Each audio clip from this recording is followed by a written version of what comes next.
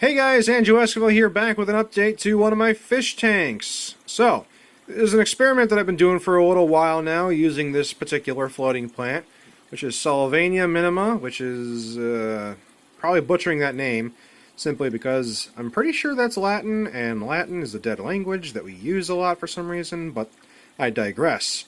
This stuff has a characteristic texture to the top, and is used quite often for a particular purpose. Now, unlike duckweed, it's not super small, and it's actually quite easy to remove if you need to remove it, which you eventually will, because floating plants reproduce very quickly.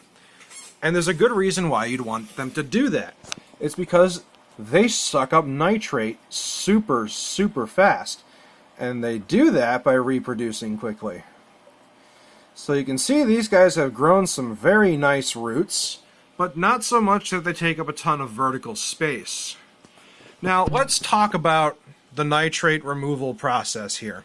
It's more than just nitrate that they suck up, and I'll go into that in just a minute. So when I first started the test, I used my janitorial strength ammonia to feed the bacteria inside of this filter. This filter is a straight biological media. There is 4,000 grams of fluval biomax, half a tray of Seachem matrix, and then something else. So when I started out, there was over 160 parts per million of nitrate. The filter did a great job of converting ammonia to nitrate very quickly. Now, that's great, but with a ton of nitrate, you need to remove it. So that's what the floating plants do. So let's take a look at the test that I've just done right here. It is kind of a deep orange, and when you compare that on the scale here, I would say it's anywhere from 20 to 30 parts per million based on the color. I did shake the bottle vigorously. I used my jigsaw to shake the bottle. It's very effective, and I've let it sit for quite some time now, so the test should be pretty accurate, which is incredible because this tank has only had Salvinia Minima in there for like maybe 3 weeks, and we've gone down from over 160 parts per million to about 30 with just letting it sit there. That's pretty incredible. Now, there's something to be said about plants liking high amounts of nitrate, because some plants, they'll definitely consume it, but that's not their favorite source of nutrients. And on top of that, some of these floating plants will die off, especially you see right over here.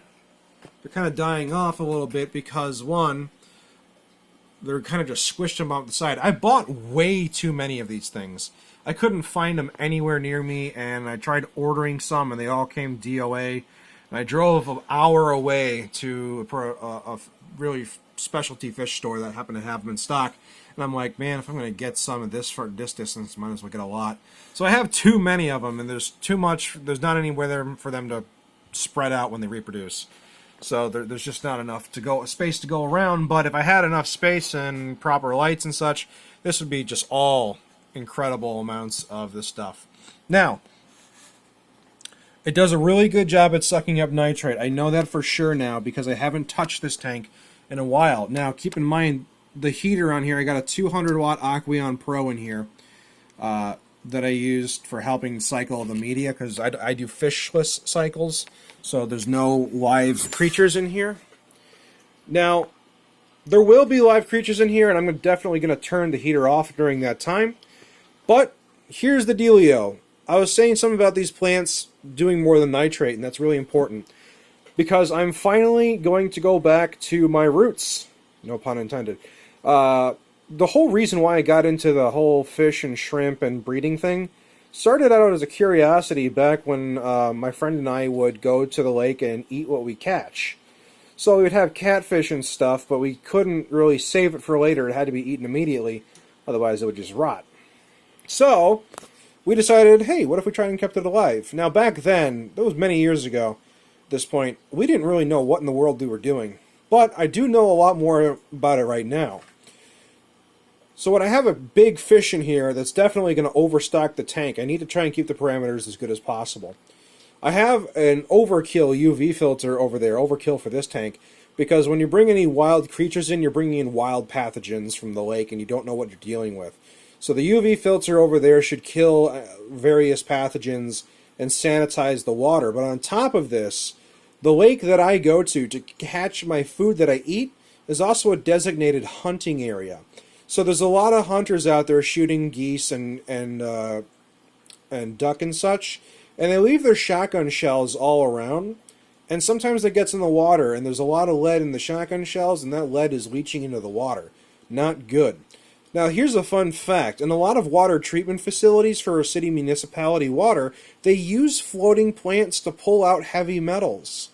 Now, I should brush up on things like the periodic table of elements, but hopefully, if there's any traces of any heavy metals, including lead, I'm hoping the plants will help clean that up a little bit. I've never had a problem with it. The fact of the matter is, the lake will dilute to such a point where it shouldn't be a problem, but nevertheless, it helps cover X factors, which is why I have them, on top of just trying to keep nitrates under control. So, this tank will be used this year for my food, finally.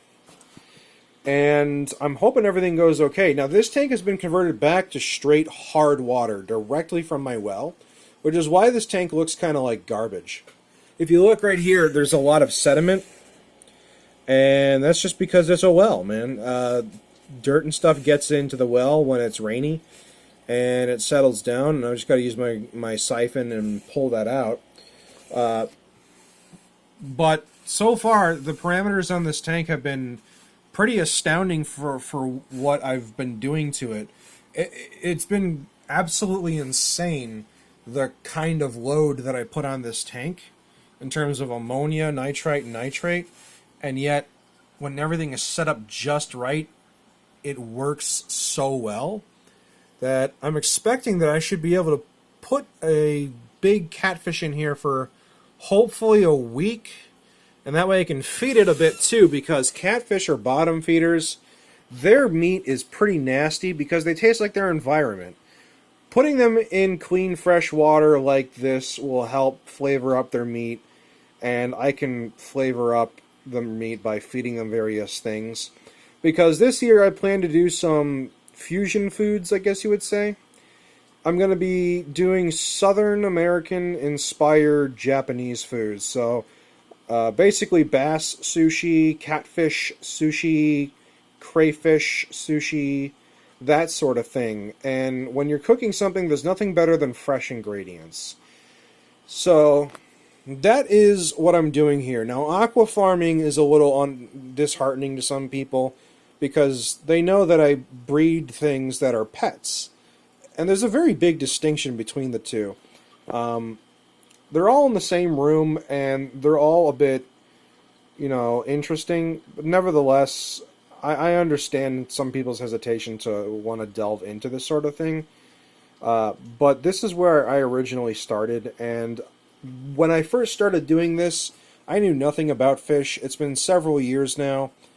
I know much, much more about what I'm doing, and I've got the evidence to back up that what I'm doing is correct.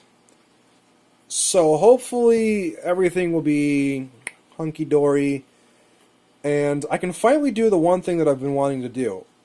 But after all that's said and done, though, this tank will be converted to something else for a future project of something that I've really wanted to do.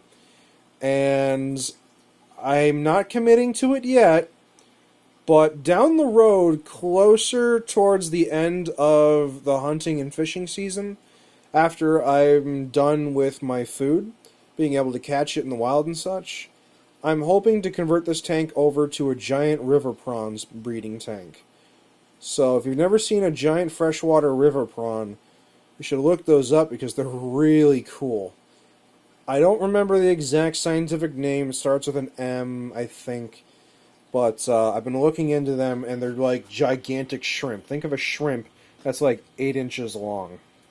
So I'm hoping to do that. Nevertheless, that is my plan for this tank, and that's also my kind of demonstration here of how well these floaters work. You don't really need a lot of them. I've gone overkill, and in fact, I have too many of them. And when you have too many of them, dying plants will just create more nitrate at the end, because they'll turn into ammonia, the nitrite. It's just like, okay, that's just ridiculous. But, yeah, that's the plan for this tank. We got plenty of other tanks that I'm working on, but this one is going to be strange and interesting as usual. So, thanks for watching.